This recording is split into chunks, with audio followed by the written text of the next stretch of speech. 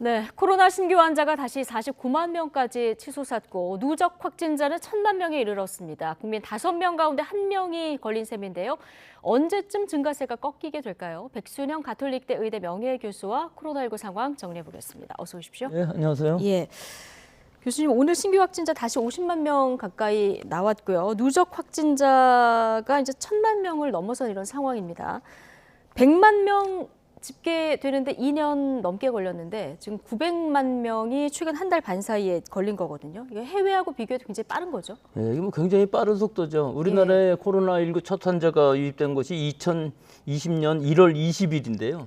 2년여에 걸쳐서 누적 확진자가 100만 명인데 한 달 반 사이에 거의 지금 1,000만 명이 더 늘어나는 상황이거든요. 예. 우리가 예상했던 것보다도 엄청난 숫자이긴 합니다. 하지만 지금 상황을 보면은 일단 정점 기간을 지금 정체기로서 지나가고 있는 것으로 보이기는 합니다. 하지만 지금의 위기 상황은 지금의 확진자의 문제가 아니라 앞으로 나올 위중증 또 사망자 수가 급격히 늘어날 가능성들이 있기 때문에 네. 앞으로 한 달 정도가 이 우리 의료 체제가 잘 버텨줄 수 있을지 이것이 위기 상황의 기간이라고 볼 수가 있어서 우려되는 부분이 있죠. 그러니까요. 지금 말씀하셨으니까 사망자 추이가 걱정 아니겠습니까?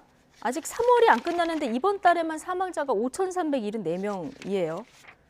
이게 지금 확진자 규모하고 사망자 숫자, 위중자 숫자 사이에 좀 시차가 있다 보니까 앞으로 더 늘어날까요? 예, 더 늘어나겠죠. 지금 예. 이것도 비슷한 것이 첫 환자가 생긴 이후 지난 2월 6일 100만 명이 될 때까지 누적 사망자가 6,873명입니다. 예. 그런데 오늘 누적 확진자가 13,432명이기 때문에 이 기간 동안에 6,559명, 거의 2년 동안에 나왔던 사망자가 다 지금 나온 상황이고 문제는 이제 앞으로죠.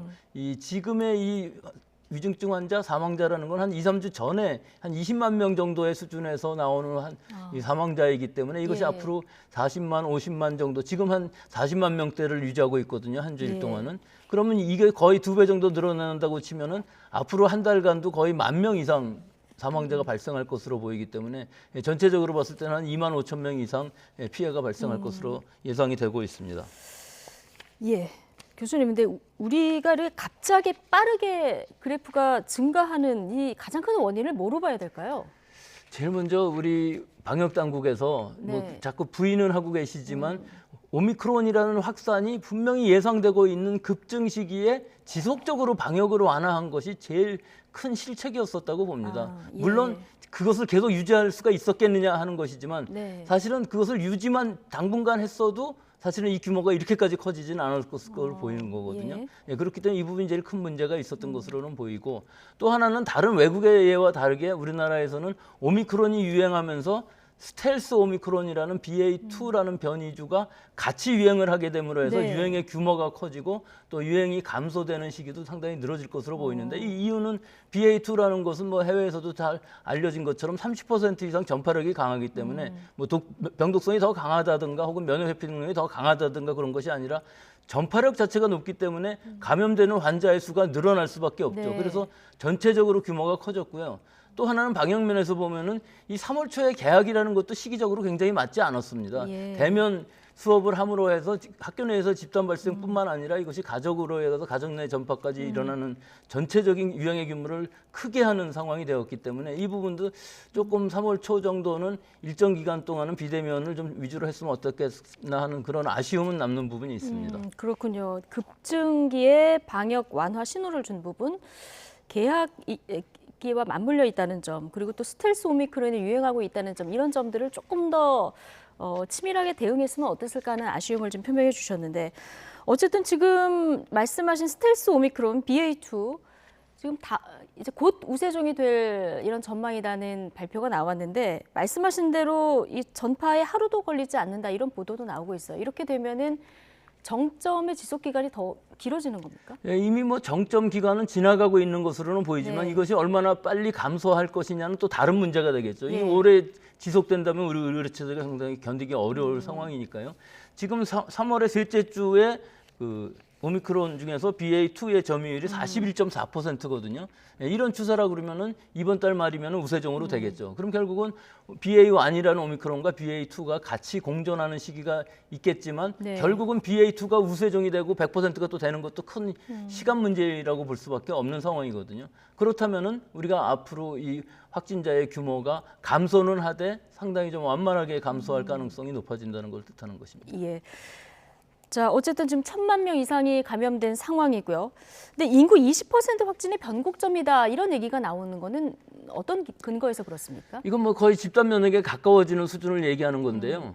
통계상 20%라고 하더라도 우리가 미확인되는 즉 경증이나 무증상으로 본인도 모르게 넘어가는 분들, 진단 검사를 받지 않는 분들도 상당히 많이 있을 것으로 보이는데 많게는 거의 같은 수가 있을 것으로 예상할 수도 있는 상황이거든요. 예. 그런데 비해서 이제 다른 나라랑 우리랑 다른 점은 미국이나 뭐 영국이나 또는 일본이나 전부 다 이미 감염되었던 사람들이 너무나 많이 있었던 데 비해서 우리는 지난 2년 동안에 감염되었던 사람들이 100만 명도 안 되는 상황이거든요. 예. 그러니까 원체 감수성이 있는 사람들이 많은 상황에서 이렇게 감염력이 높은, 전파력이 높은 오미크론이 유행함으로 해서 굉장히 많은 사람들이 감염이 되는 이런 상황이 된 것이죠. 예.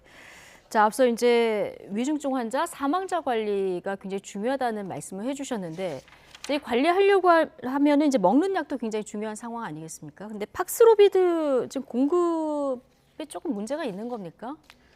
공급에 문제가 많죠. 전 예. 세계적으로 수요가 많기 때문에 공급이 딸리고 있는 상황이기 때문에 바로바로 안 들어오죠. 우리나라에서 지금 계약한 분량이 한 76만 명 정도 네. 되는데요. 그중에 16만 명이 기도입되었고 그중에 예. 한 8만 5천 명분이 사용되었고 한 7만 5천 명분 정도가 남아 있어서 앞으로 한 2주 이내에 이게 다 소진될 것으로 보이는데 그럼 앞으로 들어올 물량은 얼마나 되느냐 하는 것인데 지금 당국의 발표로는 4월 달에 한 9만 5천 명 정도 들어온다고 하니까 이 물량만 가지고서는 택없이 부족한 거는 예. 분명하죠. 하루에 수십만 명씩 나오는데 그렇죠. 적어도 지금 처방하는 것은 한 5천 명, 6천 명도 안 되는 상황이거든요. 이것을 좀 더 적극적으로 처방을 해야만 위중증 환자를 막아줄 수 있고 의료 체제가 유지가 될 것인데 그것이 예. 좀 적극적으로 처방하기는 물량 수급 면에서도 어려운 부분이 있고요.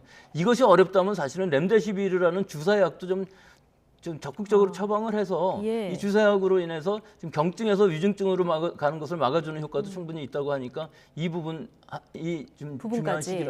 중요한 예. 시기라고 보겠습니다. 그 당초 내일로 예정이 돼 있었는데 머크사의 라게브리오 이 긴급 승인 여부를 오늘 발표하기로 하고 하루 앞당긴 이런 상황인데요.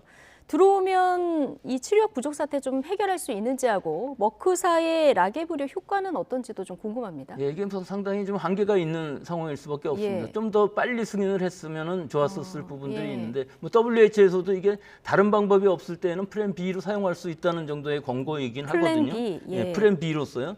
물질명으로는 몰루피라비르라는 것인데 효과가 상당히 많이 떨어집니다. 예.